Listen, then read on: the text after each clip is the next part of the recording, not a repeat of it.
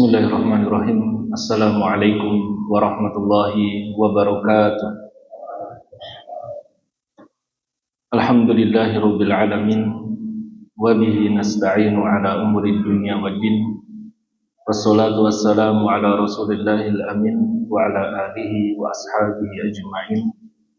Rabbi shrah li sadri wa yassir li amri wahlul 'uqdatam min lisani yafqahu qawli. Allahumma alimna ma yanfa'una wanfa'na bima 'allamtana wa zidna ilman ya rabbal alamin. Amma ba'd. Haibati fillah, a'azzanillah wa iyyakum. Puji syukur kita haturkan kepada Allah Azza wa Jalla yang telah melimpahkan banyak kenikmatan kepada kita semua. Di antara nikmat-nikmat tersebut ada dua kenikmatan yang paling agung yang patut kita syukuri setiap hari, setiap waktu, bahkan setiap saat, yaitu nikmatul iman dan nikmatul Islam. Karena kedua nikmat inilah yang akan menjadi tonggak penentu amal ibadah kita kelak di akhirat. Semoga Allah Subhanahu wa taala memberikan kita kekuatan iman dan Islam sampai ajal menjemput, dan semoga Allah Subhanahu wa taala mewafatkan kita semua dalam keadaan husnul khotimah. Amin. Salawat serta salam kita haturkan kepada manusia paling mulia yang pernah lahir di muka bumi ini, baginda Nabi besar Muhammad sallallahu alaihi wasallam beserta keluarganya, sahabatnya, dan juga kepada orang-orang yang selalu berpegang teguh terhadap ajarannya. Haibati fillah, a'azzanillah wa iyyakum. Kangen saya dengan meja ini ya. Nih. Kalau yang saya di Pekalongan ini sudah 3,5 tahun kurang lebihnya. Tahun pertama kajian selalu pakai meja kecil. Kalau yang ngikutin anak sejak awal tahu. Pakai meja besar itu ketika setelah ada daurah kitab Hilyah Talibul Ilmi yang 1-2 hari full maraton panjang dengan jumlah peserta terbatas yang pakai meja semua pesertanya juga. Nah setelah itu akhirnya pakai meja besar terus karena Yayasan Zubair bin Awam juga sudah punya media namanya Azam TV. Waktu itu belum ada, makanya pakai meja kecil. Cuma kenapa saya kembali ke sini? Ini meja buat saya bahaya, buat anak bahaya nih. Dari segi umur, anak jauh dari antum semua. Dari segi ilmu, anak juga belum apa-apa. Yang duduk di sini kan ustadz kibar, ustadz senior, masyayikh. Kayaknya kembali lesehan, duduk sama antum nih kayaknya lebih membumi, lebih humble, lebih enak. Dan agar keakraban ini, kekeluargaan ini muncul kembali. Anak tidak mau duduk di meja ini ada rasa ujub, bangga diri, anak akan hilangkan itu. Dan juga mungkin dari antum semua ketika melihat anak duduk di atas mau tanya jadi enggan, wah malu nih mau tanya. Kalau lesehan kan enak ngobrolnya. Jadi insya Allah anak akan merangkum sebisa mungkin sebelum adzan berkumandang. Kita akan selesaikan bab, habis itu tanya jawab. Itu lebih mengena, lebih enak ngobrolnya. Atau nanti ba'da isya, Ustaz, coba saya mau tanya, itu lebih ahsan, tidak apa-apa. Tapi sebagian kita ini sudah Masya Allah meluangkan waktunya, effort banget. Enggak semua orang itu diberi kesempatan untuk meluangkan waktu ba'da maghrib duduk di majelis-majelis ilmu. Jangan sampai Antum punya kesempatan, kita punya kesempatan ini, kemudian ada 1-2 orang punya semangat yang lebih, akhirnya ganggu yang lain. Kan gitu ya. Isya kita cukup, kita selesai, kita mulai lagi besok hari lagi dengan ustadz yang lain lagi, bab yang lain lagi. Itu juga ketika Rasul mengajarkan ilmu-ilmu kepada sahabatnya. Ada beberapa sahabat, tambahkan kami ilmu ya Rasul. Kata Rasul, sa'atan sa'ah. Belajar itu sa'ah. Ya kadangkala habis itu kita bercanda, beraktivitas, bekerja. Aukamakol atau sahabat yang mengatakan ini. Jadi tidak terus-menerus. Karena kita juga harus memahami semua yang di sini bukan umur-umur produktif untuk benar-benar mencari ilmu. Tidak ada yang umurnya 13 tahun kan Pak ya? Ada yang umurnya 13 tahun, 15 tahun, 17, tidak ada. Umur-umur segitu tuh umur SMP SMA yang saya sebutkan tadi. Umur-umur di mana antum punya anak umur segitu atau cucu yang umur segitu. Nah, kalau yang mau produktif di umur segitu tuh masukkan ke pondok pesantren, masukkan kepada sekolah-sekolah Islam, itu akan menjadikan keilmuannya bertambah. Umur seperti yang ana sekarang, antum semua hadir, itu ana lihat yang di bawah 30 itu 1-2 orang. Ya, yang umur di bawah 30 itu 1-2 orang.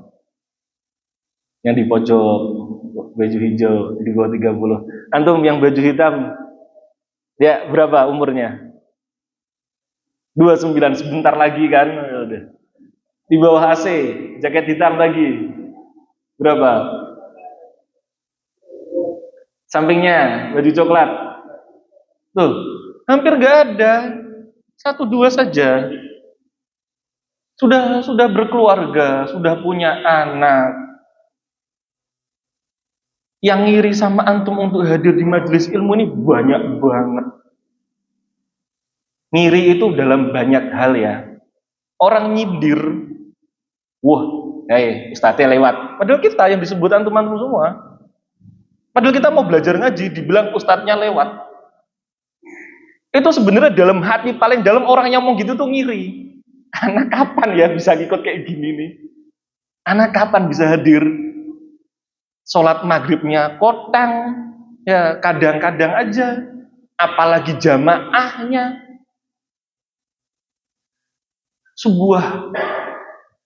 Jadi Rasul pernah bersabda, ahibati fillah, ni'matani maghbunun fihima katsirun minan nas. Ada 2 kenikmatan yang mana orang-orang itu banyak ketipu dengan 2 kenikmatan ini. Ketipunya karena apa? Karena mereka menganggap ini hal biasa, bukan sebuah nikmat yang besar, bukan ya remeh-temeh atau sesuatu yang lumrah. Padahal ini sebuah nikmat yang besar banget. Apa itu? As-sihhatu wal faragh. Kesehatan dan waktu luang. Tak bahas 1 aja, kalau 2 lama nanti sampai subuh nanti antum sini. Waktu luang.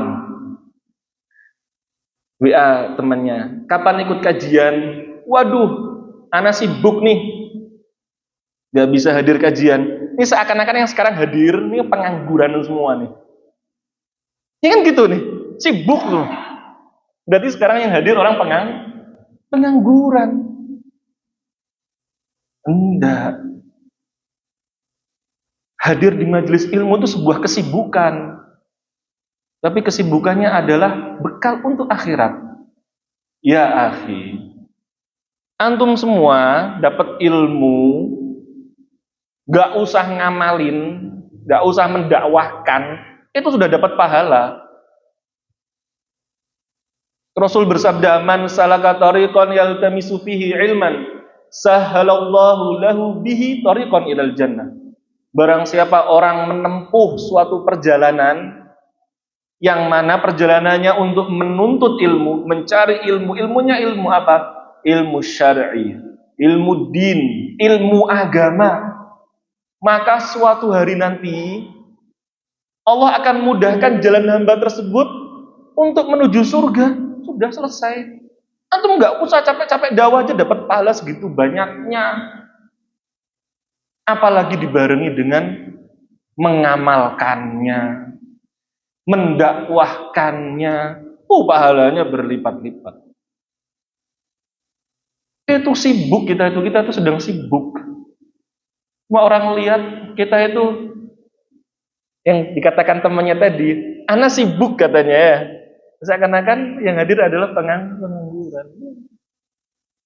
Biarkan orang-orang sibuk dengan dunianya, kita sibukkan diri dengan akhirat. Beberapa hari yang lalu, nggak jadi cerita, lama nanti. Kapan-kapan insya Allah. Ada 2 hadis pada malam hari ini yang akan kita bahas. Karena apa? Kalau hari ini insya Allah sampai adzan, karena ada perbedaan pandangan ulama. 2 hadis ini orang melihat bertentangan. Nanti kita rangkum sampai di titik, ini bukan sebuah hadis yang bertentangan. Hadis pertama diriwayatkan dari Abu Qatadah Al-Ansari radhiyallahu anhu, anna Rasulullah sallallahu alaihi wasallam kharaja hajjan fa kharaju ma'ahu. Rasul ingin keluar waktu itu pergi haji. Kemudian para sahabat mengikuti Rasul. Fasarafa ta'ifatan minhum fihim Abu Qatadah. Kemudian para sahabat bersama-sama keluar untuk haji, di antaranya adalah Abu Qatadah. Khudhu sahilal bahri hatta naltaqi. Maka Rasul membagi 2 kelompok. Satu kelompok lewat jalan yang biasa, satu kelompok untuk melewati rute-rute yang dekat-dekat pantai. Fa'akhudhu sahilal bahri. Maka kelompok itu yang di dalamnya ada Abu Qatadah itu melewati jalanan yang tepi pantai.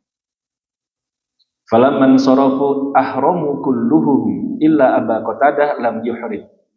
Maka ketika mau sampai miqat, semua sahabat itu berpakaian ihram kecuali Abu Qatadah. Fabainama hum yasiruna idra'u humru wahshi. Ketika mereka berjalan, mereka melihat keledai liar. Keledai liar. Kalau di kepala kita sekarang melihatnya keledai itu keledai yang dipelihara.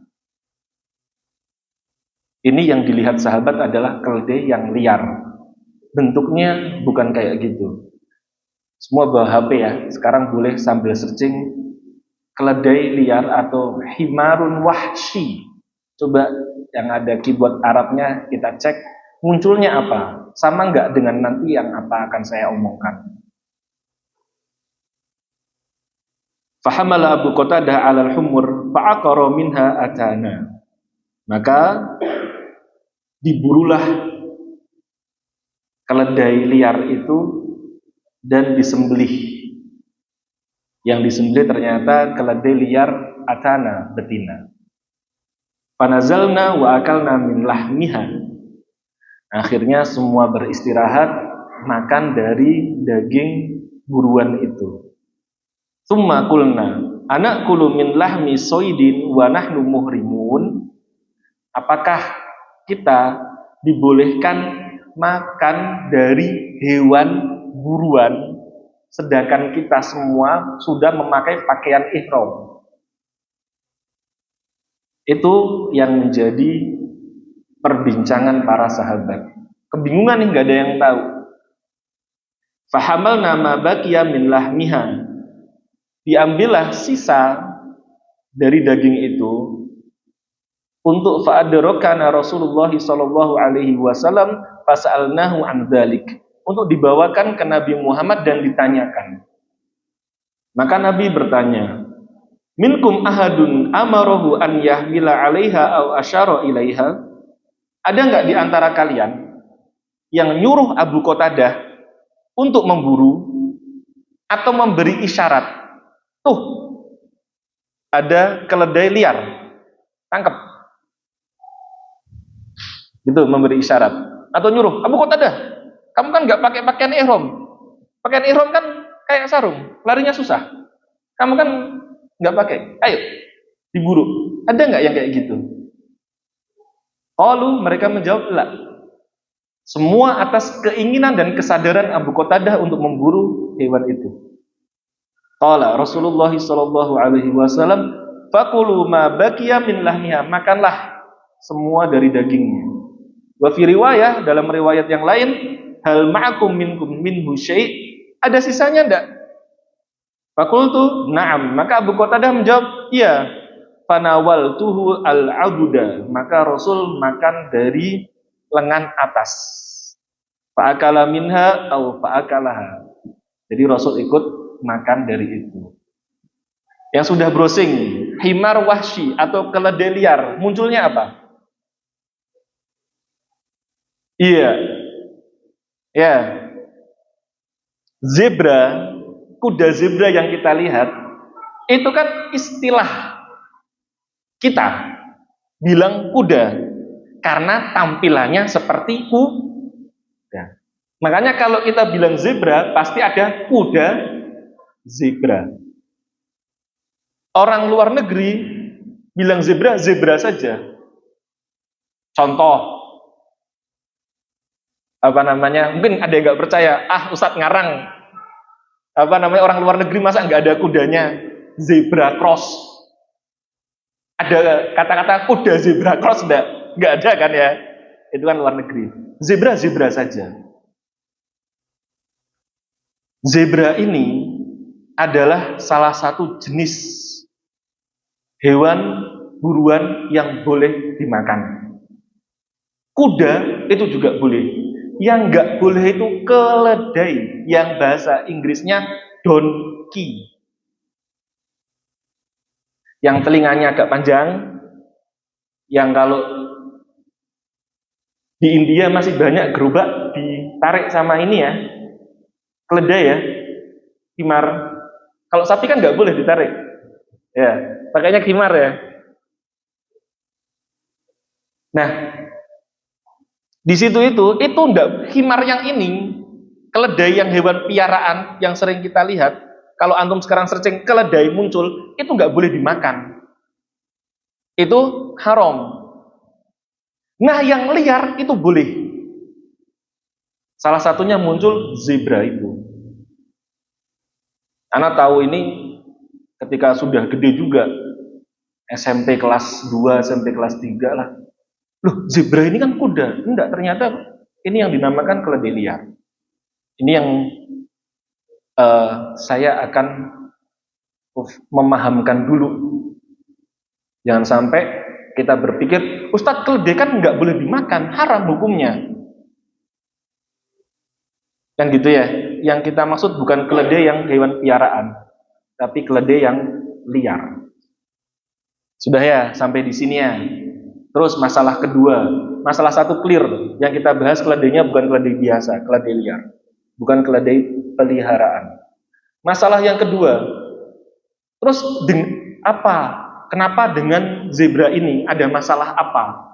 Sebenarnya masalahnya bukan di zebra intinya, tapi semua hewan buruan, mau itu rusa, mau itu kijang, mau itu apapun. Karena apa? Karena Allah Subhanahu wa taala pernah berfirman di surat Al-Maidah yang bunyinya, wa hurima 'alaikum saydul barri ma dumtum huruma. Dan diharamkan atas kalian untuk memburu hewan darat ketika kalian semua memakai pakaian ihram. Sudah paham ya titik masalah yang mau kita bahas? Allah sudah menfirmankan itu. Kok para sahabat ada hadis yang mengatakan demikian? Kita lihat faedah dari hadis ini. Jawazu akli himari wahsy. Dibolehkan makan hewan keledai yang liar. atau zebra. Wa annahu minas soid, dan zebra merupakan dari hewan buruan. Bi khilafil himari ahli, berbeda dengan keledai peliharaan. Fa innahu rijsun. Kenapa haram? Karena najis. Kenapa haram? Karena najis. Mungkin di antara kita nggak tahu hukum makan keledai peliharaan. Saya jelaskan, rijsun, najis, tidak boleh dimakan. Yang ketiga, jawazu aklil muhrim mimma sodahul halal. Dibolehkan makan daging buruan untuk orang yang berpakaian ihram, asalkan yang memburu, yang menyembelih adalah orang yang tidak ihram. Gitu ya. Ini kan beda tadi dengan ayat tadi. Ayat yang tadi yang benar-benar ihramnya, pakaian ihram yang memburu. Kalau ini makan saja boleh. Yang keempat atau yang ketiga, annahu la yajuzu lil muhrim listiyadu wala lil i'anatuhu alaihi bidalalatin au isyaratin au munawalatis silah au ghairu dzalika mimma yu'inu ala qatlihi au saydihi. Tidak dibolehkan bagi orang yang memakai pakaian ihram untuk memburu hewan buruan darat atau menolong pemburunya dengan petunjuk. Biasanya nih, kalau ada singkong keluar dari pohonnya, berarti ada hewan yang sedang cari makan. Nah, ini nggak boleh nih. Au isyarah, dengan mengisyaratkan, tuh sebelah kiri kita. Pakaian ihram nggak boleh. Au munawalah silah, atau mempersiapkan persenjataannya, itu tidak boleh. Kemudian faedah selanjutnya, jawazul ijtihad fil masail al-ilmiyah hatta fi zamanin Nabi sallallahu alaihi wasallam. Dibolehkan berijtihad dalam masalah ilmi. Kita boleh ngambil pendapat. Ngambil pendapat itu bukan sesuatu yang kita nggak tahu atau usul ya. Kita nggak tahu usulnya, kemudian kita ngarang, nah nggak boleh. Kalau furu kayak tadi nih, kira-kira boleh nggak? Yang dimakan jelas hewan halal dulu. Duduk perkaranya, yang pakaian muhrim boleh apa enggak? Bukan makan haram. Makan misalkan daging babi, kemudian kita berijtihad, kayaknya boleh nih makan babi. Nah itu tidak boleh ya. Ijtihad seperti ini tidak boleh. Karena ada yang aneh ikhwah. Jadi gini nih. Di Thailand, ada yang pernah ke Thailand? Kalau ada yang pernah, tolong koreksi ana nih. Tidak ada daging anjing. Ya, daging anjing itu tidak diperjualbelikan bebas untuk dikonsumsi. Kemudian orang Thailand keliling dunia, tinggallah misalkan di Korea atau di Jawa Tengah, di Solo. Di Solo kan banyak itu, rica-rica RW, RT, kelurahan, banyak lah ya. Itu artinya anjing.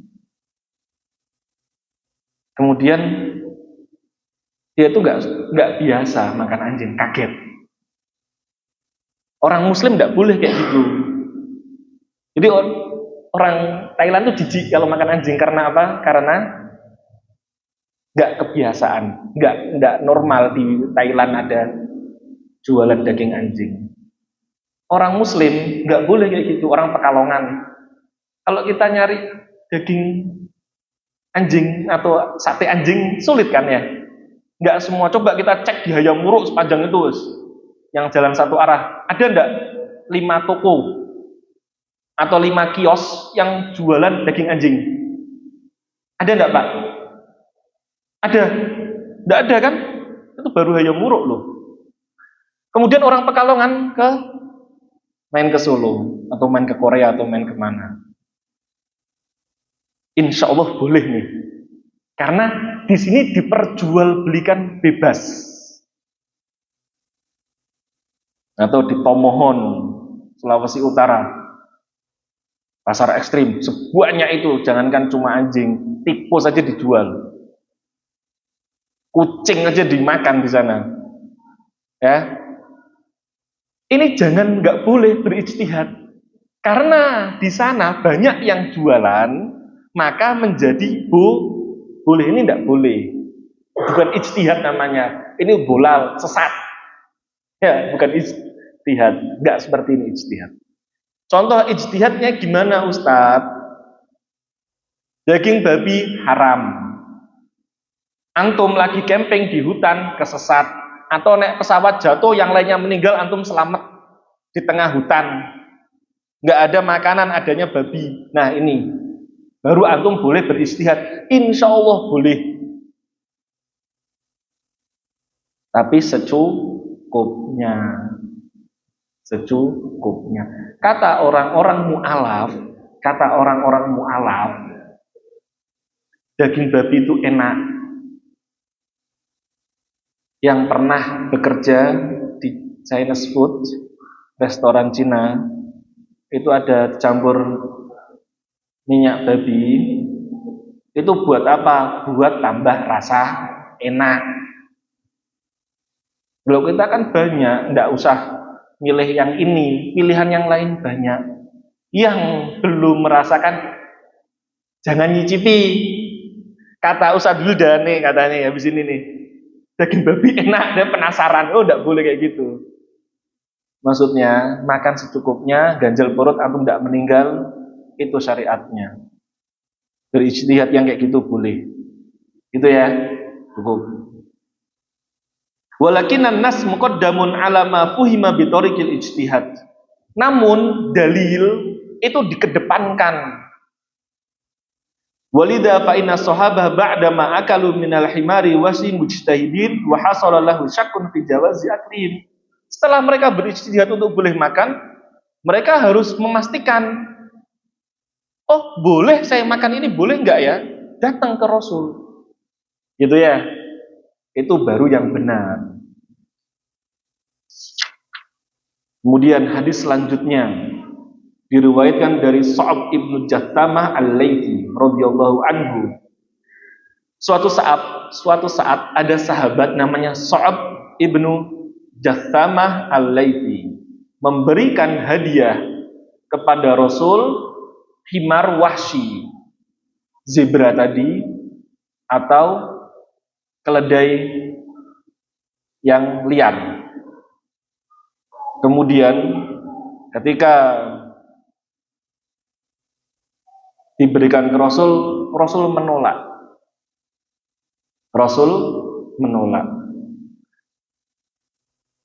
Bayangin antum ngasih hadiah ke teman antum, ditolak. Muka kita gimana yang ngasih hadiah? Berubah kan? Tadinya ceria, bahagia mau ngasih hadiah, tiba-tiba kenapa ditolak? Wong saya sudah repot-repot bawa dari rumah ngasih. Nggak usah hadiah macam-macam, berkat ya, berkat wis. Masih dalam hatinya mikir, mending nggak usah tak kasih dari awal. Nah, sama nih Sa'ab nih. Ketika mau ngasih hadiah, Rasul nolak, sedih. Maka dijelaskan oleh Rasul, inna lam naruddahu alaik. Saya sebenarnya tidak nolak hadiahnya wahai Sa'ab. Illa anna hurim, atau hurum,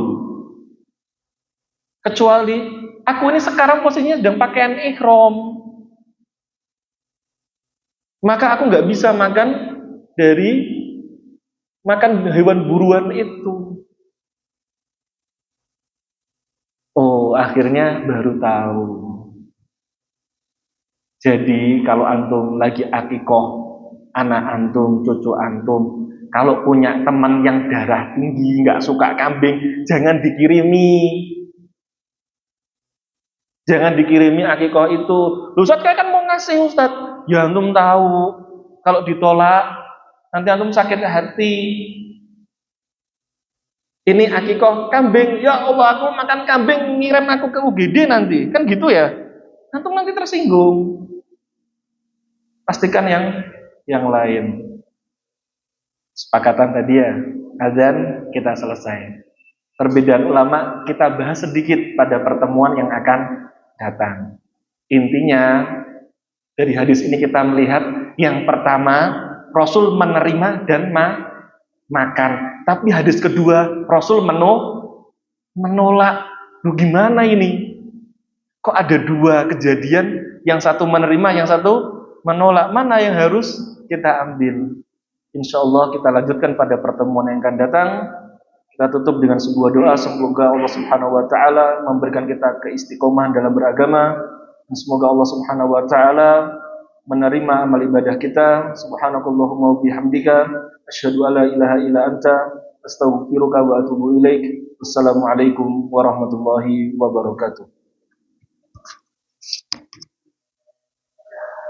Allahu